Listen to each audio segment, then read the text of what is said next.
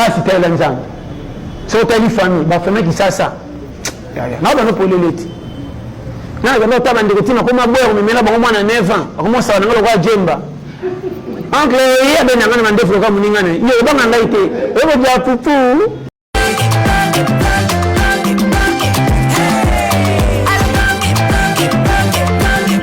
Oyoki elenge ya Congo tapelema tapelema tapelema tapelema tapelema tapelema tapelema ibuka sai katanga tosamala Congo Central Kinshasa tosamala Ekwata bandundu tosamala Mosina mosangi bisonyasa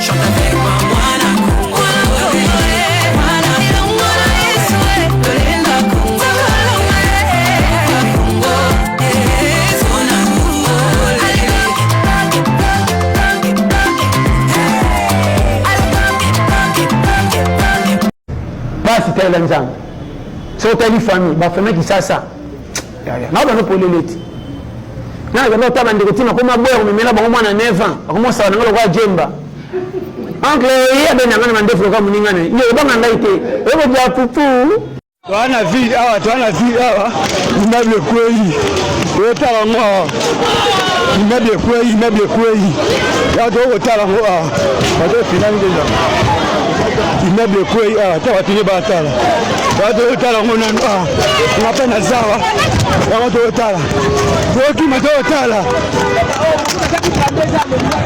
bato wakufi na kati balase bato wakufi tala yango yango dala immeuble kwei dala immeuble ne kwei dala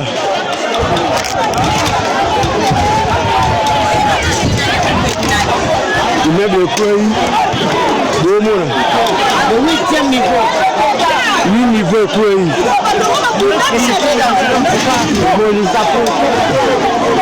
yango bato wana se eyaki na ville yango ta epo bomona yango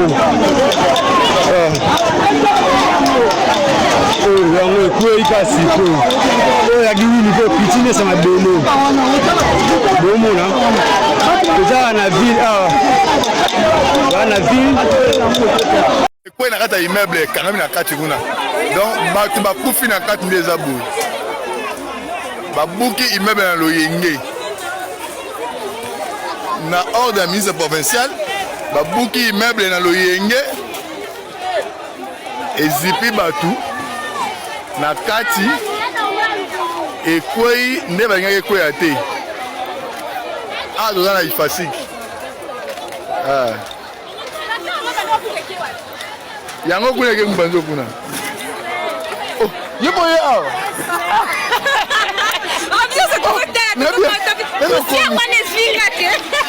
ezwa ote me poussé leki maseki te poussé o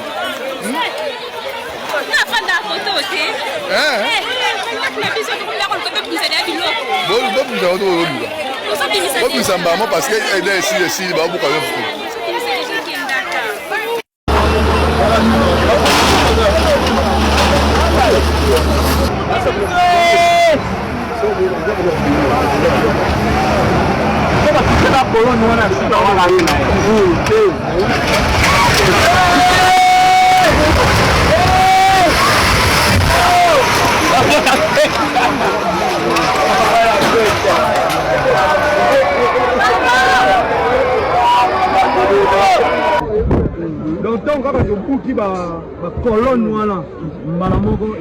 donc quelque part bato bavandaki le malheur est bon bato bavandaki awa ko basenga ministre merci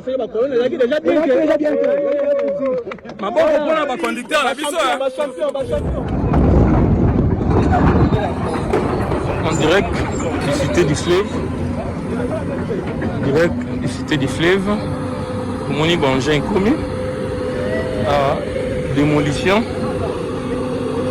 et l'UNISCO au Kobanda. Démolition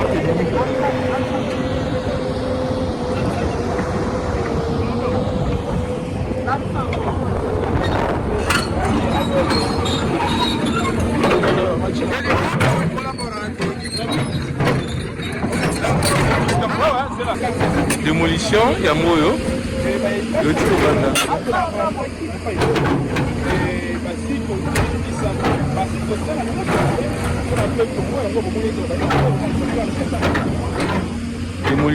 Démolition yango ebandi awa na cité du fleuve.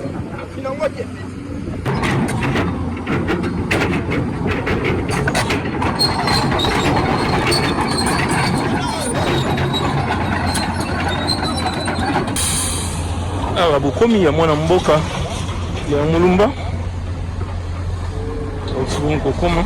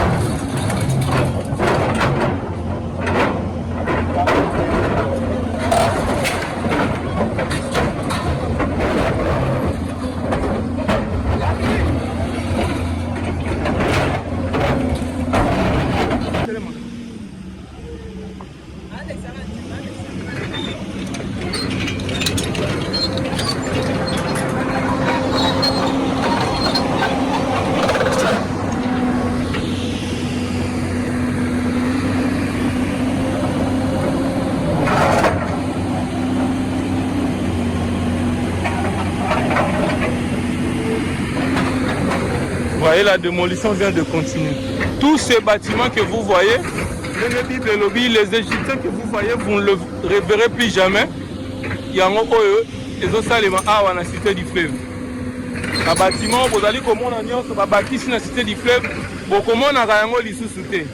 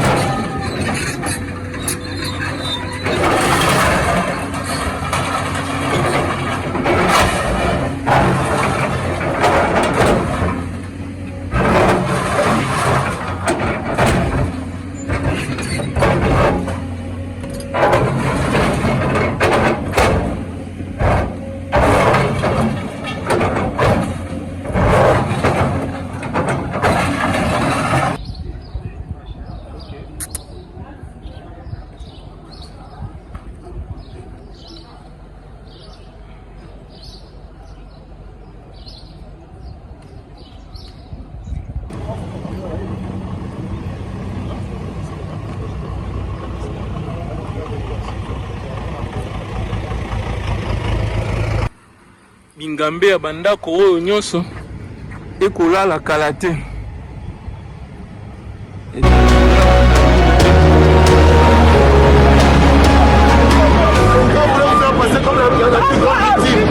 Qu'est-ce qu'on a démoli ici? Qu'est-ce qu'on a démoli? La parcelle est là depuis des années. On a démoli le magasin. On a démoli le magasin qui est sur l'office public. C'est dans la parcelle. Le bâtiment est là. Regarde le bâtiment. Regarde le bâtiment. On a des bâtiments annexes, s'il vous plaît, papa. Faut pas extrapoler. C'est pas bon.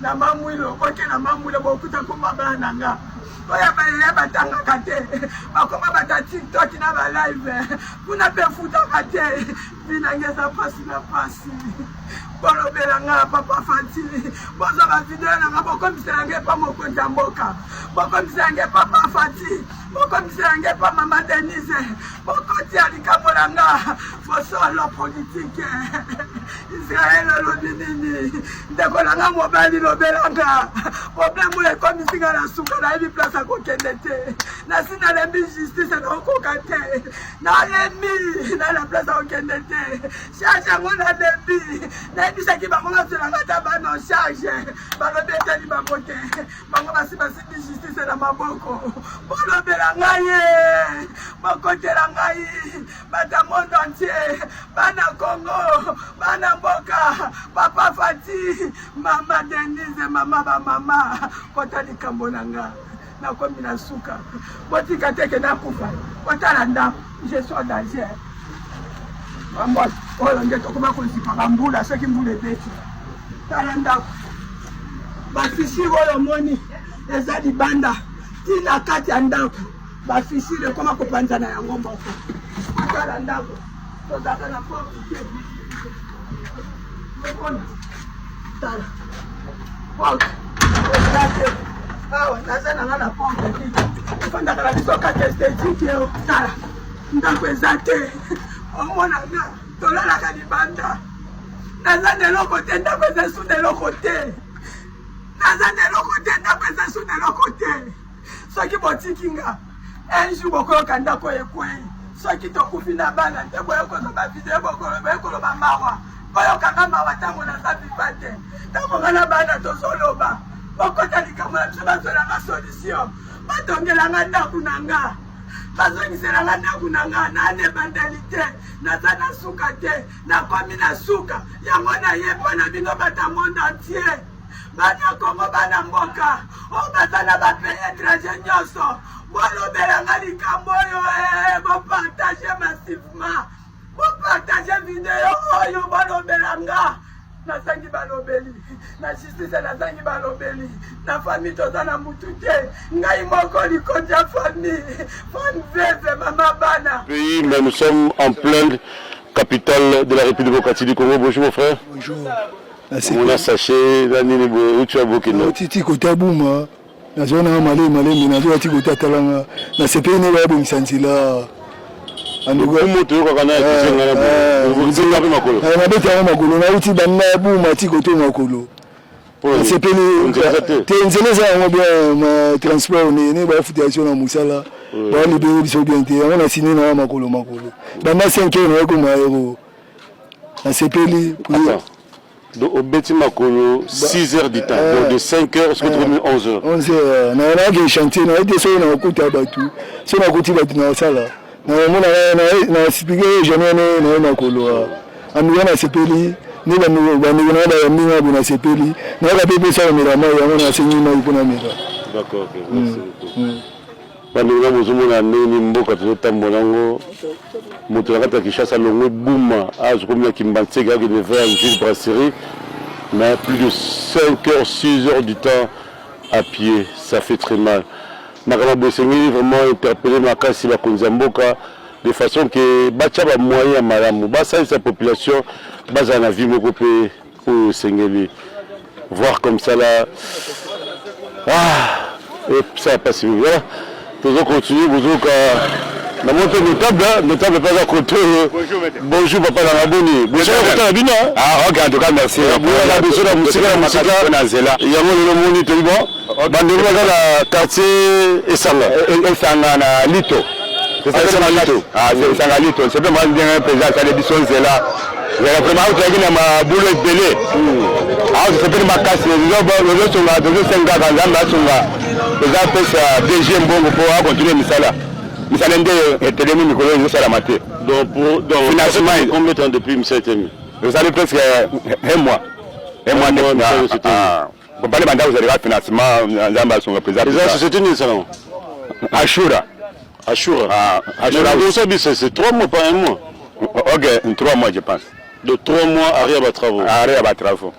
Financement exact. Salaire depuis on va faire travailler. Dès que le président gouvernement paie ça deuxième bongo. Pour en tout cas c'est bien magasin pour na Bosolo ndinga yota la bisobo. D'accord. C'est bien makasi. Bandi bozokoka ndenge likanisi kitoko ya kosala nzela côté mais ce qui dérange c'est quoi d'abord ça ba financement ça na retard ya kosakana te 3 mois yango misala telemi l'état ya kopesa société Ashura House on misala côté baza kopesa bango ba moyen te toluka pe bandeko to kokoyeba est-ce que ezali réellement ba moyen za kozanga bazali bisala libeli kamonini. Mon cher, bonjour. Yo, ça peut mourir passer la Ashura. Oui, on a pu nous amener passer la Ashura. Ah, tout ça déjà dans 3 mois non payés. Tout ça na bana, tout ça na baisse na parler. Les gens vont déranger, ils sont pour la macambotali bandako. Tout ça les ba opesi somongo. Les opesi somongo, ba opesi somongo ti bazo kosa biso.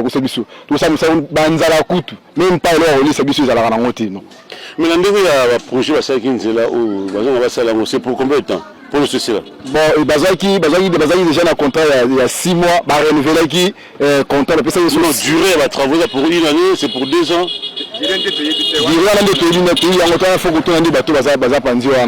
Donc tout se fait makasi, tout se fait bien makasi. Donc il est repenser ça ti. Tout là beaucoup ça musa et il est repenser ça ti. Maman peut toujours dénoncer na mboka na biso. Ba travaux za ko ça mais pas nous et ça zalaté. Pas nous indiquer entreprise za ko ça là. Vous devez mettre l'ouvrage, la durée des travaux, coût de financement, surveillance, ça mon entreprise dit est-ce que BTC bien exact bon moi va ba travaux ka ndona boy. Bangoka là l'état ni ba yebi mais population alors ba que durée ba travaux ba landa parce que mbongo za ko bimeza mbongo il y a entreprise déjà mbongo ya l'état population c'est que surveiller mais ça na a ko surveiller mais ça par rapport ya ba panone ba za ko tshana boy mais l'entreprise est bien dans le temps où la base a coûté sur la panette. Merci beaucoup.